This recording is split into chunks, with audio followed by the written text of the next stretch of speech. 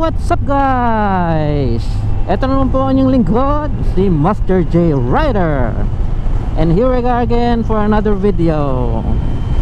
Okay mga guys, for today, ang lakad po natin, preparation for Boss Ironman 2024, 18th Boss Ironman.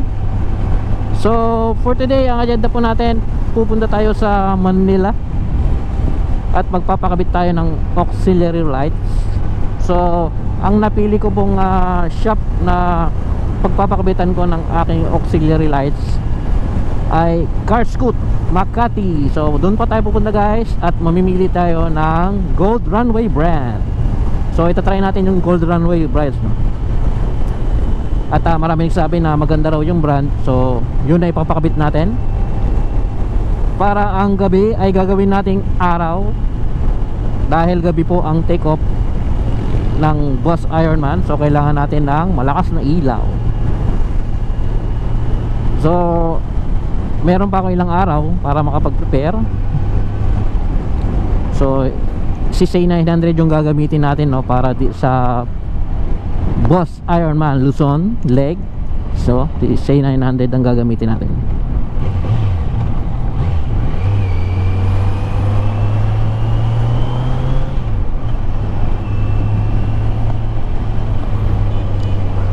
At ito ay more comfort. Although naked bike siya, no, sports type. So mahirap pa rin to pag masyado na mahaba. Unlike sa mga adventure, talagang pang malayo yun. Pero ilalaban natin si C9.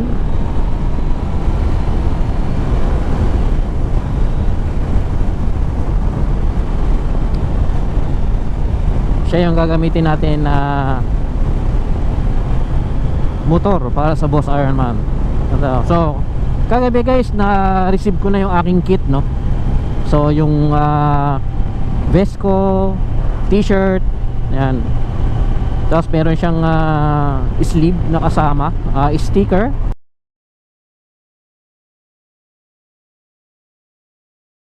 Tsaka yung aking passport, kung saan tinatatak nila yung mga proof na dumating ka doon sa checkpoint, no. Tatatakan nila yon, date, anong oras, mga ganyan guys.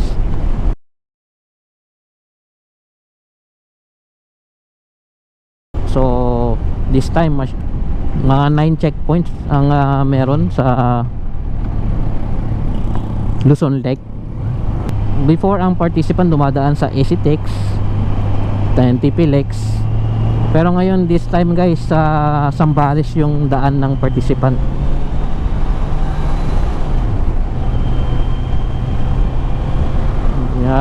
Siguro mas haba siya, more than 1,200 km. Kaya sana maging safe tayo sa darating na event, no? Para matapos natin yung Boss Ironman. Ang goal natin is maging finisher guys, dahil unang-una sa lahat, first time ko sasali dito guys, no? So talagang hindi ko alam kung anong mangyayari doon. Pero guys, hopefully maging safe tayo at makuha natin yung ating goal na maging finisher ng Boss Ironman 2024. So guys, update ko kayo mamaya pag nandun na tayo sa Carscoot. Hello guys, dito tayo sa Carscoot. So papapasok lang natin yung motor. Ay, marami silang ginagawa guys. So papapasok natin yung motor. Tapos papalagyan natin ng ilaw at busina.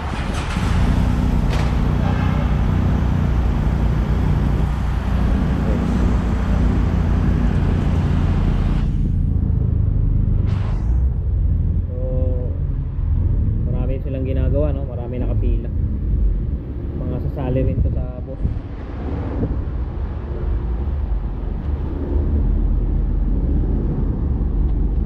Okay, so papasok lang natin si C9 at gagawin na nila yan, ilaw. So guys, buti dumating tayo ng maaga-aga dito na magagawa yung motor natin. Ayan, papasok na ni Kuya.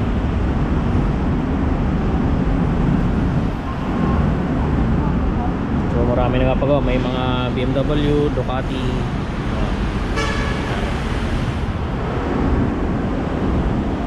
So kailangan natin yung ilaw guys, no? So yung napili natin yung pwede lang ma-fit sa C9 kasi medyo limited lang yung pwedeng ilagay na off light sa kanila.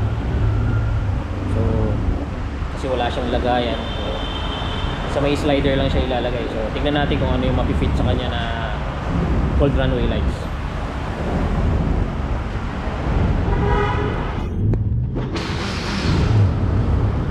And C9 guys. Ha? Ganda ako naka-ako. Paano? Lagyan natin ng ilaw at kasali natin sa boss.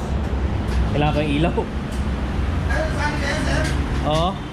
Kaya may sticker na. Uy, pwede na. Ilaw ang kulang ko eh. Ilaw, busina. 466. Medyo magaga. Pero pwede Lalagyan nila mag-walk-in, sa... sir, di ba? Ha? Pwede mag-walk-in. Hindi ko lang alam sir. First time kong sali. Gagawin na nila Sa yun. VIP ka ba, sir? Ha? VIP ka? Lane splitter. Kasi kung sa VIP, kahit kami na mag-check mo. Kasi kami mag-check sa VIP. Ganun po. Naka lane splitter ako eh. Pero last day yun eh.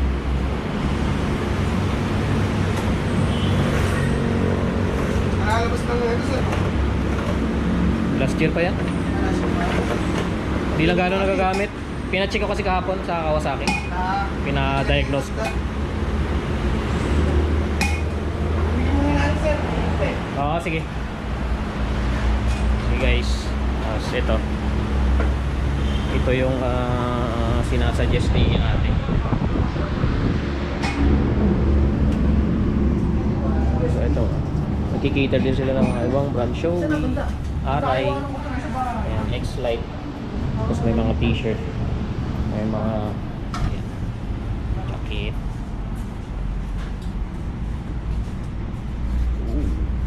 Alright. Sir, ganda.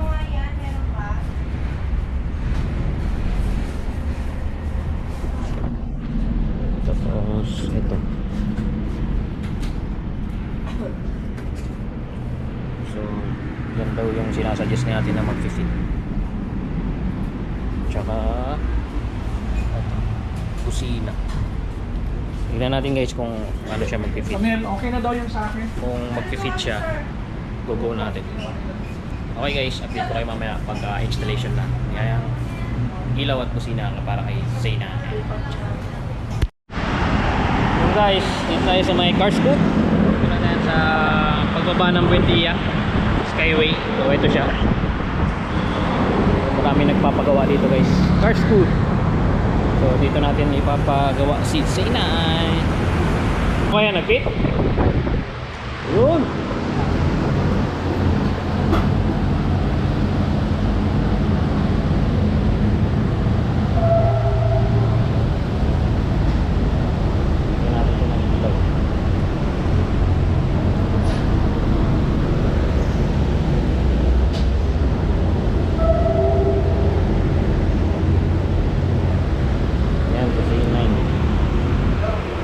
Para maliwanag.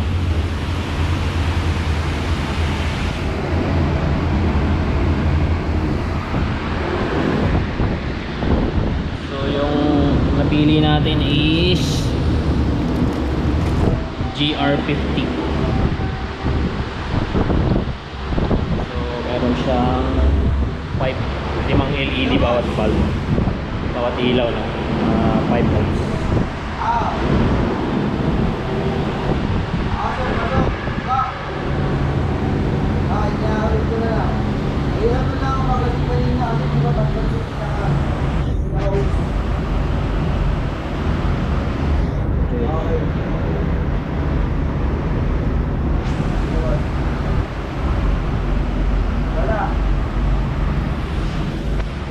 Tapos papalagyan din natin ng kusina.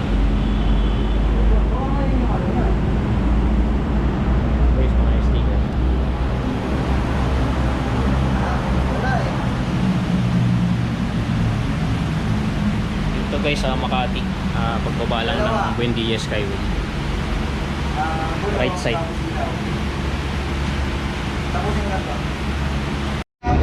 Guys, pina-finalize na si Sena.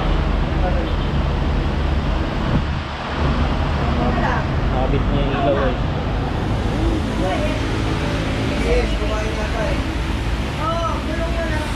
Mamaya testing na nila. Testing.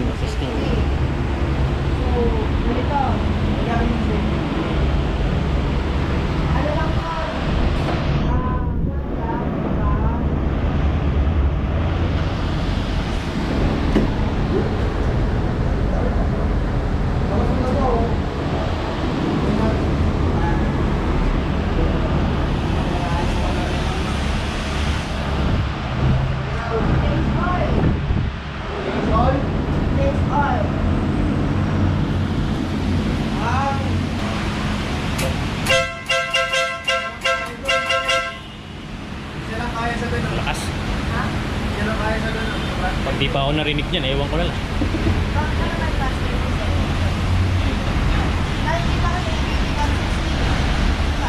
So yung guys na full runway GR56. So ang ginawa ko, pinasabay ko yung blink sa pusina para makakuha ng attention sa mga motorista.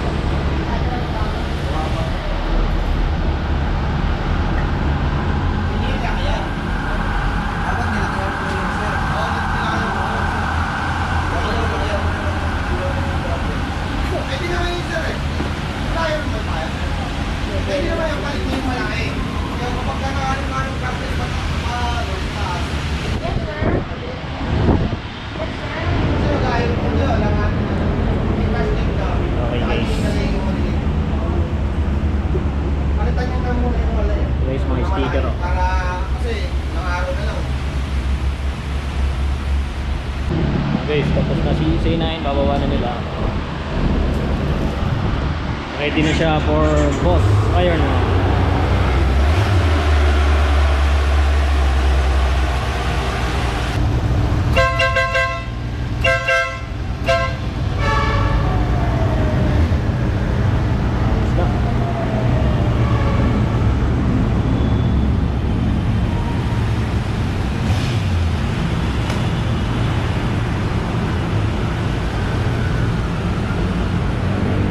Test ride lang ni Kuya. Test ride ikot, tapos pa-park din yan. Yun na guys, so yun. Okay na siya.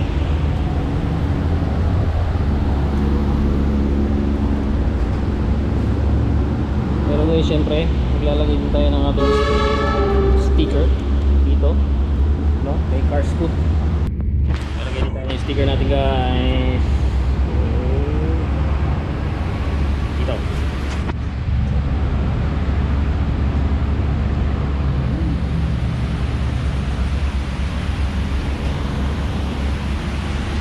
Ayos na guys. Ngayon, bayaran na.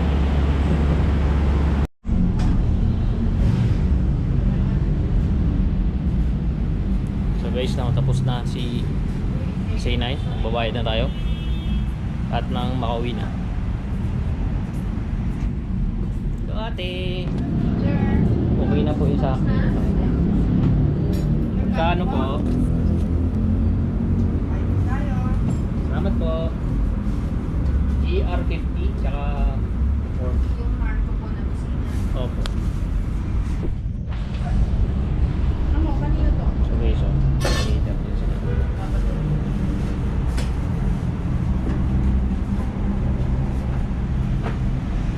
So yung pinalagay natin guys kanya.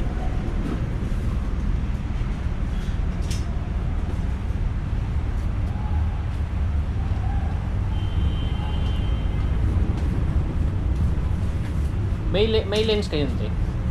Lens po ng... Meron din sir. Sabay ko na po. Opo. Magkano pa yung lens? 2,200 po. 2,200 yung lens. Pag pa kasi siya kasama dun sa, so kailangan din natin yung mga umulan. So ganda meron. Ayan guys, tapos na tayo magbayad. Sa mga magtatanong guys kung magkano inabot yung ating in-avail na auxiliary light, horn plus lens, ito lahat guys. Sir, ito po. So inabot siya ng ganda. So nagabili tayo ng lens guys, lalo pag umulan kailangan to, wala tayong makita pag puti. Salamat po. Sir, thank you po. Okay, push na tayo guys.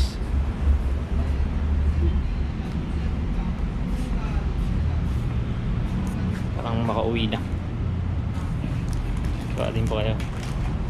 Okay guys, update ko kayo mamaya.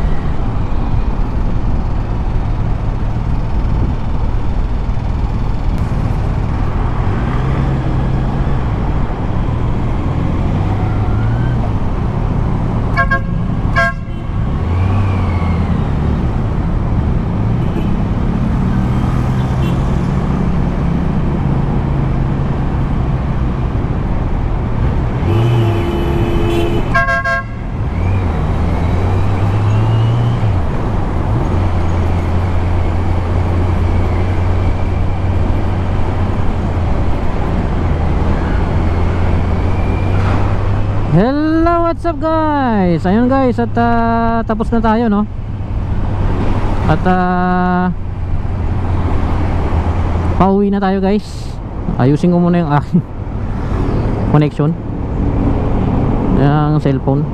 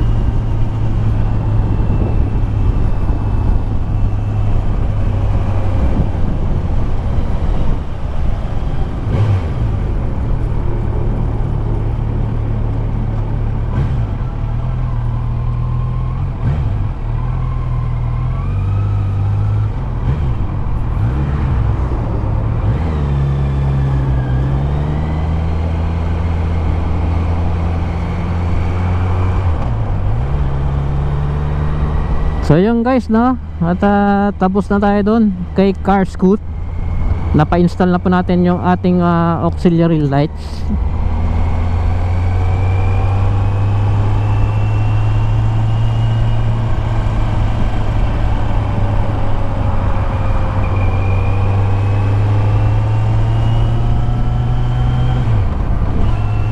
Bali yung napa-install natin is Gold Runway GR50X. So yun ang napa-install natin, no. So far nag-fit naman siya. Yun nga lang, medyo limited yung space para kay C9, no, kasi wala siyang bracket, yung crash guard talaga na maraming pwedeng paglagyan. So frame slider lang yung nalagay ko so dun siya kinabit sa frame slider at saka yung busina. So malakas-lakas din naman. Okay din naman yung tunog.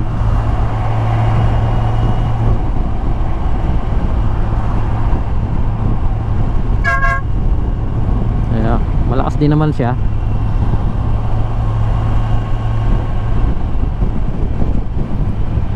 So guys, pauwi na tayo, no. Okay tayo ng Skyway. Then ang labas nito is NLEX. Tapos dire-diretso ng EasyTex.